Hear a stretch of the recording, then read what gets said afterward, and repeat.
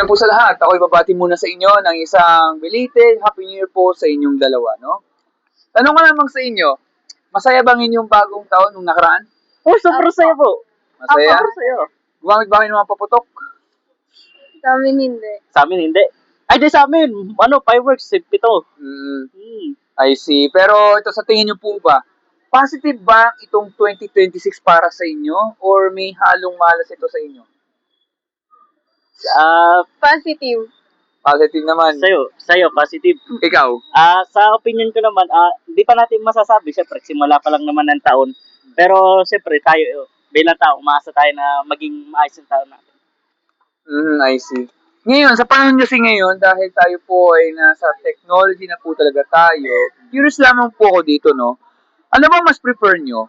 Kayo ba ang pinapakinggan or dapat kayong unawain?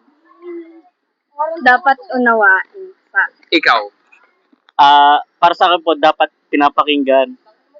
Okay. Bakit? Sige, bakit sa'yo gusto mo kayong dapat pakinggan?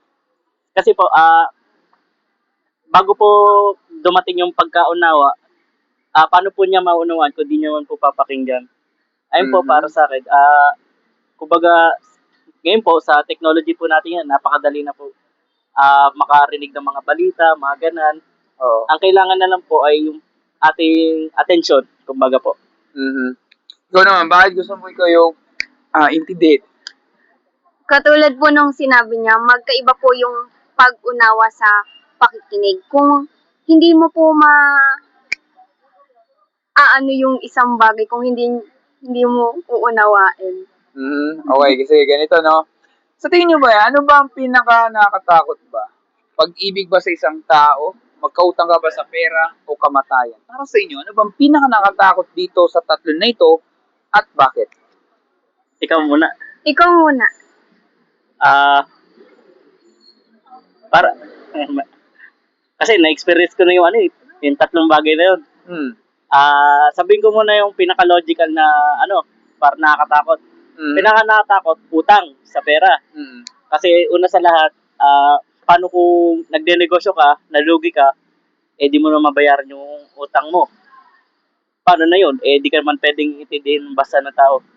Pero kung honestly speaking, ang pinaka nakatakot ay mamatayan ng minamahal. Mamatayan ng minamahal. Or kamatayan. Or kamatayan. Kasi kumbaga napakahirap na experience yun at napakahirap bumangon mula sa sitwasyon na yun. Kumbaga hindi lahat nakaahon na madali. Minsan yung iba dumadaan pa sa proseso ng pagkalugmok sa mga iba pang problema bago sila makaahon. Ikaw naman, sagot. Yung pag-ibig sa tao. Pag-ibig po sa tao. Kasi yung love, parang kaya niyang gawin lahat. Kahit po hindi romantically, sa pamilya po, kaya po may mga krimen katulad ng mga pagnanakaw. Kasi dito po sa Pilipinas po, di ba, may mga issue tayong kinakaharap. Katulad po lalo na po yung kahirapan. Marami pong mga krimen katulad po ng pagnanakaw kasi gusto nila may pakain sila sa pamilya nila. Hindi lang po romantically speaking yung pag-ibig sa isang tao. Kaya parang pag-ibig sa isang tao nakakatakot kasi parang lahat kaya mong magawa. So tingin niyo po ba, mahirap ba magmahal ng isang tao sa panahon ngayon kumpara dati? Ngayon, parang mas mahirap magmahal ngayon. Ikaw ba? Ikaw? Hindi, explain mo muna. Tingin mo, bakit kaya? Kasi parang dati, parang mas pure yung mga tao dati, mas committed, ganun. Kasi, ngayon kasi, parang, katulad ngayon kasi yung laganap na yung technology, kasi yung mga ligawan sa na lang din, sa chat, ganun. Pero dati, parang napakahirap kasi kailangan pa ng approval ng pamilya mo, ganun. Ganun, yun. Agree naman ako sa sinasabi niya. Kumbaga, sa panahon ngayon, dumadaan na lang panliligaw sa chat. Una, nagsisimula sa mga chat. Di ba, pag sa chat naman, iba yung sa personal, sa online. Sa online, di natin alam ko anong tunay na intention ng tao sa atin. Pero pag personal, kuwari, organic encounters, parang magkakaroon kayo ng chemistry, magsisimula kayo sa pagiging magkaibigan, and so on, parang magkakaroon ng mabuting foundation. Kumbaga, hindi naman siya sabi kong mas okay yung personal, sasabi ko lang na hindi lahat, hindi lahat sa online, nakikita natin yung honesty ng isang tao. Kaya masasabi kong mas mahirap talagang umibig na yung malawak na technology. Sa tingin niyo po ba, patas ba ang buhay o hindi patas base sa nakikita niyo sa karanasan? Sa tingin ko, ngayon dito sa Pilipinas, hindi. Kasi, ikaw muna. Sige, go lang, walang problema. Sa tingin niyo Ikaw po, ba? Ikaw? Pwede po pa ulit. sa tingin mo ba, patas ba ang buhay o hindi patas base sa nakikita mo sa paligid? Masasabi kong patas lang ang buhay. Kasi sabi naman sa hindi naman ako masyado religious na tao, sumasamba ng normal lang. Ang sabi kasi sa Biblia, sadyang dadating ang mga paghihirap. Masasabi din natin na ganun talaga ang buhay. Oo. Pero hindi naman kailangan natin tanggapin na ng tanggapin. Siyempre, tao lang naman tayo. Hindi lahat ng bagay nakakayanin natin ng lahat ng hirap nakakayanan. Pero siguro masasabi ko lang na patas lang kasi may pwede tayong panghawakan. Ayun yung may kapangyarihan, yung Diyos. Yan ang masasabi. Ikaw naman. Sa akin, hindi patas yung buhay kasi may mga tao na pinanganak na sadyang mayaman na sila. Tapos may mga taong pinanganak na mahirap na talaga sila. Tapos kapag di ba lumalaki sila, pwede tayong gumawa ng mga paraan para makaawan sa hirap. Yung iba, nag-stay sa ganong sitwasyon. Tapos yung iba, syempre iba nagbabago, di ba, ganon. Oo. Ano nga po ulit yung tanong ko? Sa tingin mo, patas ba ang buhay o hindi patas base sa nakikita mo sa karanasan? Ayun po, hindi po kasi katulad po sa politics na lang po natin dito sa Pilipinas, sa gobyerno, may mga pagnanakaw, ganun. Tapos, yung iba po, ngayon po aware na tayo, pero dati, di ba, hindi po mulat yung mga Pilipino sa ganong sitwasyon. Kaya, para sa akin, parang hindi patas yung buhay. Kasi may mga nagtatrabaho. Tapos, parang nananakawan lang yung mga Pilipino, ganun. Paano naman kunwari gawin naman natin ang ibang senaryo? Kunwari, meron tayong kukuparang dalawang tao, huwag kayong mag-alala, wala kayong kinalaman dito dahil sadyang ito ang halimbawa. Opo. Isang mabuti, isang masamang tao. Yung mabuti, maayos ang kanyang ugali, maayos ang kanyang karakter, maayos siya. Ang problema, siya ay laging sinasaktan. Siya ay laging inaapi. Siya ay laging iniwan sa ere. Laging heartbroken. Pero mabuti itong tao na to, wala siyang ginagawang masama. Pero lagi siyang sinasaktan at inaapi siya ng mga masasamang tao na kung saan masama na ng ugali, kitang-kitang pagiging masama, pero ang problema, ang dami pa nilang kaibigan. Marami pa doon, nagkakajowa na kahit red flag na ang ugali itong tao na to at sinasaktan nila ang mga mabuting tao. Sa tingin nyo kaya, napapansin yung ganyang trato na yan sa totoong buhay? Ikaw, sagot. Yung mga masasama ay lagi nilang sinasaktan yung mga mabuti, kahit ang mga mabuti naman, wala naman silang ginagawang masama. Ano po yung tanong po?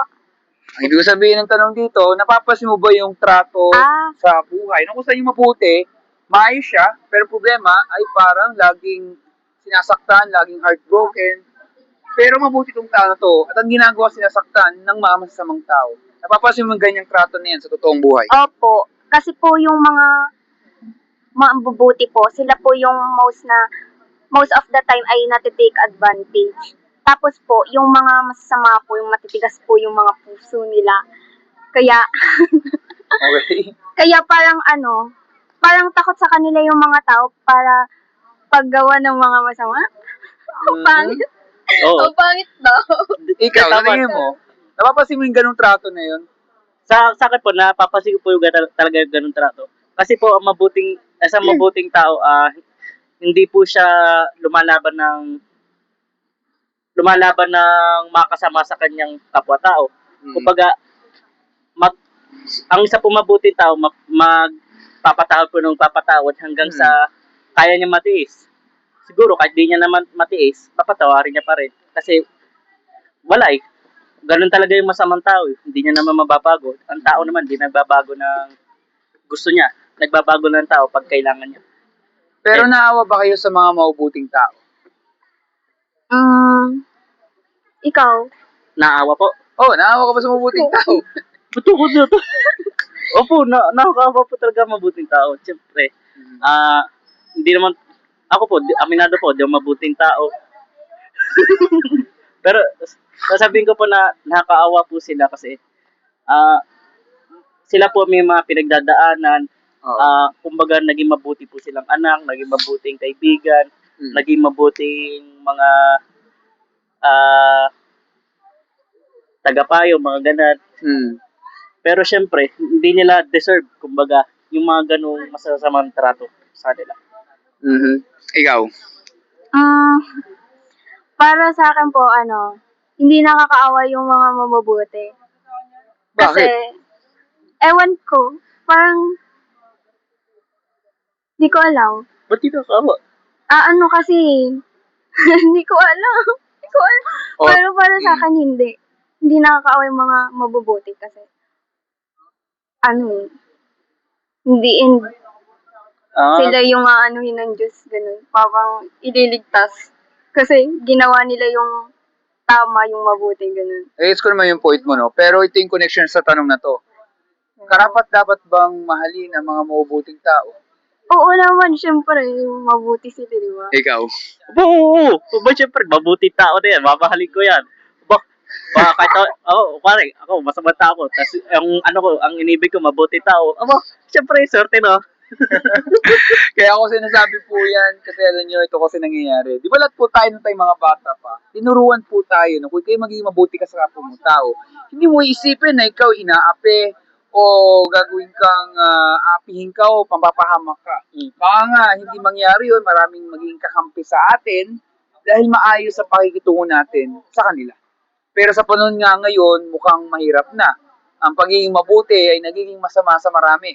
At ang pagiging masama naman ay parang normal na lang sa lahat-lahat. Napapansin niyo ba yun? Ngayon kasi ito yung problema. Kung ano kasi daw ang nauuso, akala ng marami ay tama. Kaya nga, kahit mali nang ginagawa, pupunta pa rin mga tao doon sa gawain na yun kahit mali. At sino ba nagdudusa dito? Lahat po tayo nakakaranas tuloy na parang hindi patas ang trato sa atin. Yan yung dahilan kung bakit may mga tao po nakakaranas na parang hindi patas ang nangyayari sa paligid. Kasi kahit nga mali, ito pa rin gusto ng mga tao, lahat pupunta dito, damay-damay na lahat tayo, kaya may mga ganitong nangyayaring kaisipan. Ngayon, para saan nyo maintindihan yan, sundan nyo itong mas madadali ko pong mga tanong.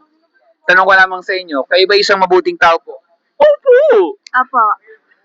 Kung gigrade nyo sarili nyo from 1 to 10, 1 daw masama daw kayong tao, or 10 sobra daw kayong mabuti.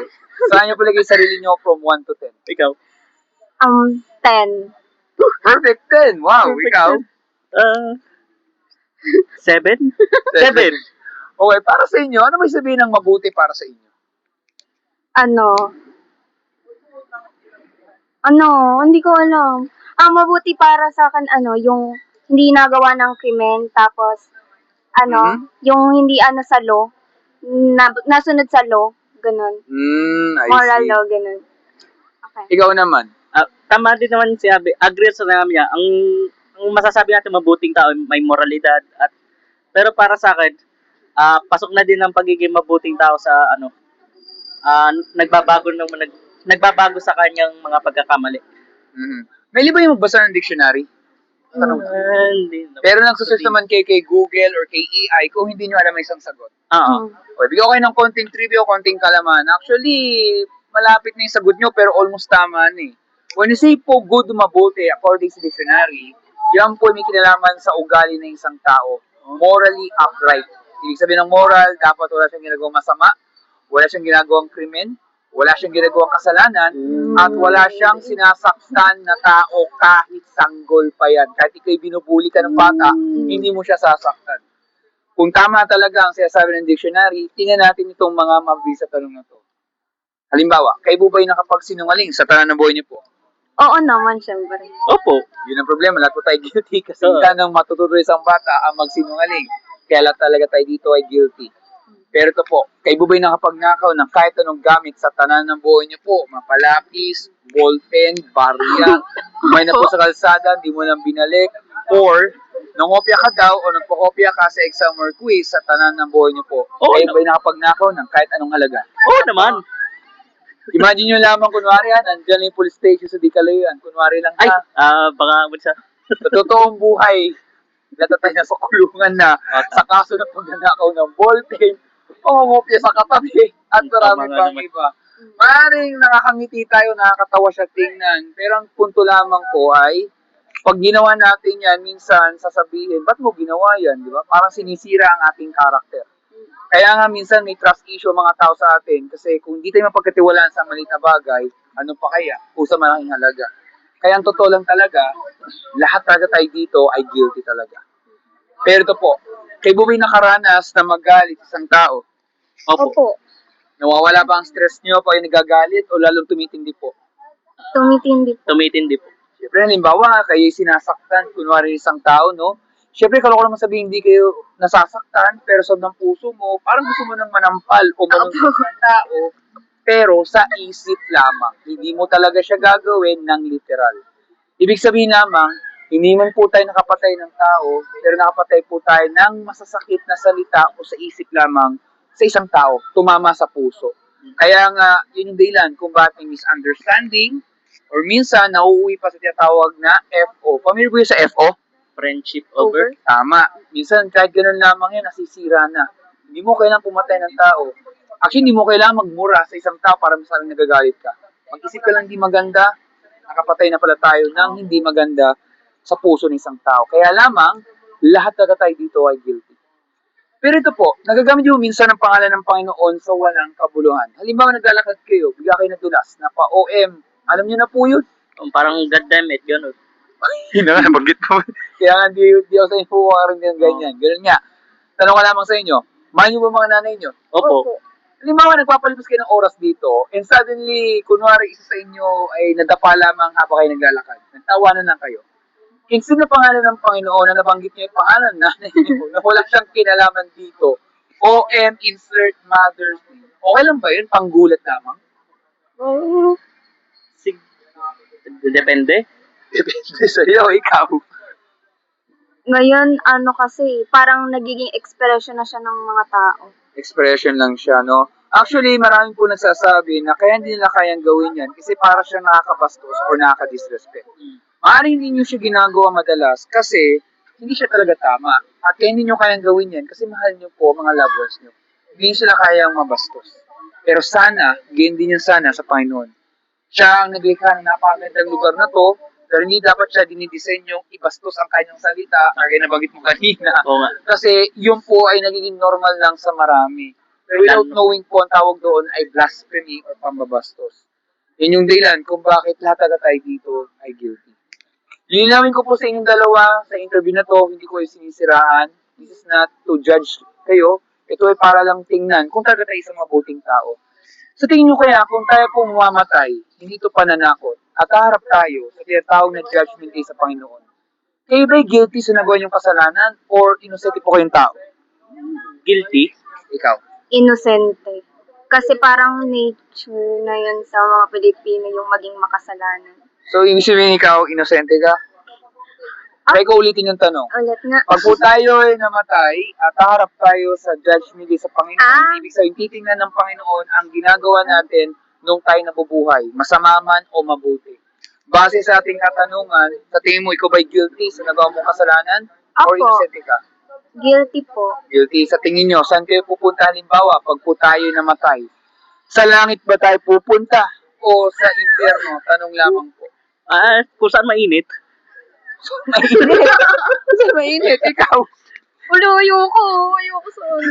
Yung sa mainit. Ayaw mo doon sa mainit. Okay, ganito lamang yan. Kunwari lamang may isang kriminal, halimbawa lamang, kanyang krimen, kunwari, siya ay nagnakaw siya ng pera sa bangko, nahuli siya ng mga pulis, at ito po sasabihin niya sa judge. Judge, guilty po ako sa ginawa ko pong pagnanakaw ng pera sa bangko. Pero natatakot po ako sa kulungan. Ayoko po doon mainit at mabubulok po ako doon. At ako humingi po ng kapatawaran. Pero sasabihin pa rin ng judge, kahit naman sinong tao ay ayaw naman talagang sa kulong pupunta. Pero dahil sa nagawa mong kasalanan o krimen, kailan yung pagbayaran, kailan pa rin talaga siyang itapon sa kulungan. Tama po ba? Tama po. Diba? Ngayon guys, ang sinasabi ko po kasi parang ganyan din ang sinasabi kasi ng Bible.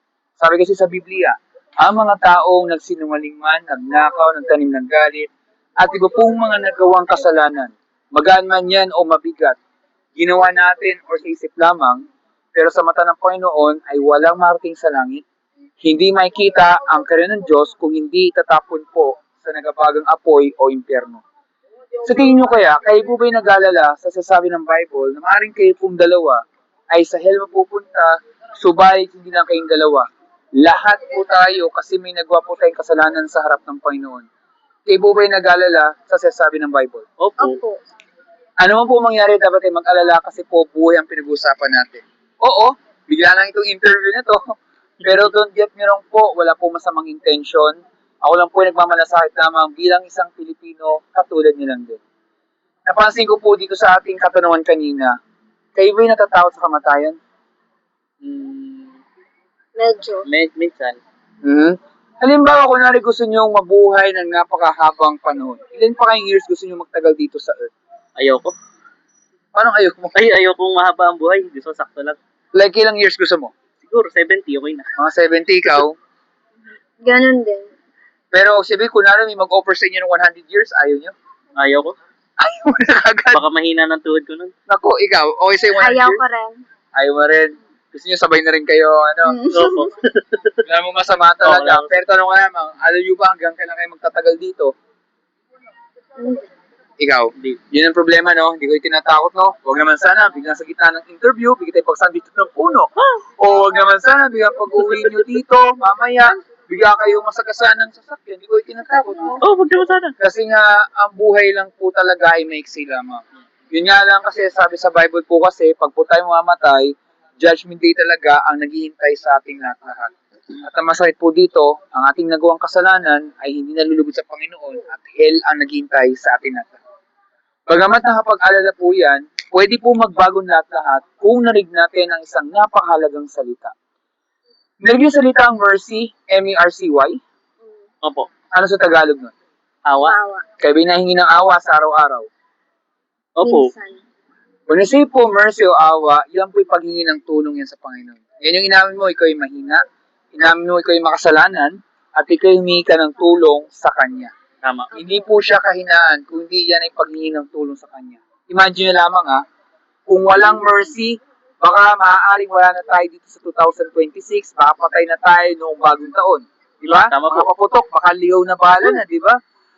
Lahat tayo, exposed tayo sa labas, di ba? Kasi nanonood tayo ng fireworks. Pero dahil sa awa ng Panginoon, nakarating na tayo ng panibagong taon. Kasi nga, kahit po may krimen, may corruption, kagaya na nabanggit nyo, lahat na nangyayari, pero still sa awa pa rin ng Panginoon, gusto pa rin niyang ibigay na kaayusan pa rin ng mundo. Ngayon, pag tayo humingi ng mercy, ito na po ang tanong na magbabago sa lahat-lahat. Ano ba ang ginawa ng Panginoon sa ating lahat upang hindi tayo tapon sa impyerno at tayo kayo makalis po sa judgment day? May ginawa ang Panginoon para hindi tayo mapahamak. Ano kaya yun? Yung seekers na po. Pinako sa krus. Naniniwala kayong dalawa doon? Opo. Tayo pong lahat ay makasalanan, di lang sa Pilipinas, pati sa buong mundo. Tama po ba? Opo. Pero yun nga, ang ginawa po ng Panginoon Kristo, binuhos po yung kanyang buhay, hindi lang po sa inyong dalawa, sa ating lahat-lahat. Wala siyang hinangad kundi magmalasakit. Parang ganito lang rin ginagawa niya. Pero hindi siya minahal ng mga tao pabalik. Yan yung dahilan kung si Jesus ay tinorture, pinahirapan, at pinatay siya sa krus ng Kalbaryo. Sa anong dahilan? Wala. Nagbahagi lang siya ng katotohanan. Pero si Jesus ay naging Diyos din siya, kung saan siya ay nabuhay sa pangatlong araw bilang hudyat na matagal na pong natalong kasalanan at matagal na pong natalong kasamaan. At para maligtas po ang isang tao, wala yan sa mabuting gawa kasi nabayaran na po ng Panginoon sa kanyang dugo at ang kanyang katawan. Para po tayo maligtas, may binigay ang Panginoon na dalawang regalo. Una, naging salitang repentance. Opo, Ano sa Tagalog nun? Magsisi. magsisi. Tama. When you say po pagsisisi, yan ay paglayo sa kasalanan, pagtalikod sa kasalanan, at babaguing ating kaisipan. Parang ganito lamang kasi yan. Kapag ba kayo nagkalagnat, maapunta pa kayo dito sa lugar na to? Hindi po. Depende po sa ano. Seryoso, Sa depende. lagnat. Ako po, Pag hindi. malala. Ako po, Pag pero malala, syempre, hindi. di ba, pag kayo nagkasakit, gusto nyong gumaling, parang nagagawa niya, di ba? Opo. So, pag tayo may nagawang kasalanan, ganyan din. Tumalikod sa kasalanan at patuloy tayo lumayo. Change your mind. Yun yung ibig sabihin nun. At ang pangalawa po ay ang pananampalataya or faith kay Jesus Christ as Lord and Savior. Repentance and faith. Tama. Pag nagawa ating dalawang bagay na yan, ay pwede patawarin ng Panginoon. Bibigyan tayong bagong puso at isipan. At higit sa lahat po, anuman ang pagsubok na pinadaan natin, meron pong pag-asa. Hindi sa mundo na to, kundi sa Kanya lamang. At dahil doon, meron pong buhay na walang hanggan. So, bago po umalis, meron lang akong mabilis na tanong lamang. Sa tingin nyo kaya, nagsasabi kaya ako ng totoo sa ating napag-usapan po? Opo. Pag-iisipan niyo po ba ang ating napag-usapan po? Siguro, panigurado. Tanong ko lamang sa inyo, meron ba yung Bible sa inyong mga bahay? Opo. Wala po. Ikaw wala. Ba't wala? Sa cellphone na yun. Pero nakapagbasa ba kayo araw-araw? Hindi po, Hindi araw-araw. po. Ito naman, pag nagugutom, anong gagawin nyo? Kakain. Diba, araw-araw, kasi kung hindi, magkakasakit po tayo. Ngayon, sana, gayon din po yan sana sa Bible. Sana mabasa natin ang kanyang salita araw-araw kasi yan yung love letter ng Panginoon sa ating lahat-lahat. Yan yung dahilan kung bakit maraming tao na maaaring mahanap nila ang forever nila, pero sana ang forever rin po rin nila ay masentro nila ay ang Panginoon. Opo. Kasi yun yung napakahalaga po lahat. Kasi ika nga sabi ng marami nga, kapag po tayo ay hindi nakapagbasa ng kanyang salita, ay para daw isang tao naglalakad sa isang daanan na walang ilaw. Papayag ba kayo doon? Oo, hindi po. Hindi ko makita Ikaw? yun. Diba, nakatao talaga, pwede may mangyaring masama sa inyo. Kaya nga, kailangan may liwanag kasi yun ang protection natin para tayo nakakapunta sa ating pupuntahan. Yan yung daan patungo sa liwanag at kaligtasan. Kaya lamang, mahalaga nating mabasa ang kanyang salita. Bilang pagkatapos po ang masamang balita, lahat po tayo guilty, lahat po tayo makasalanan, lahat talaga tayo sa hell mapupunta. Kaya nga po, ang grade po natin talaga, instead na 7 at 10, negative po talaga ang grade natin kasi walang mabuti sa atin. Walang mabuting tao. Ang tanging mabuti lang talaga yung Diyos kasi hindi siya nagkukulang ng babala sa atin. Pero mabuting balita, maraming maliligtas. Hindi nga lang po lahat. Siyempre maganda po kung kayong dalawa ay kasama rin po sa patuloy na maliligtas kung talaga tayo po ay nagsisi talaga sa kasalanan.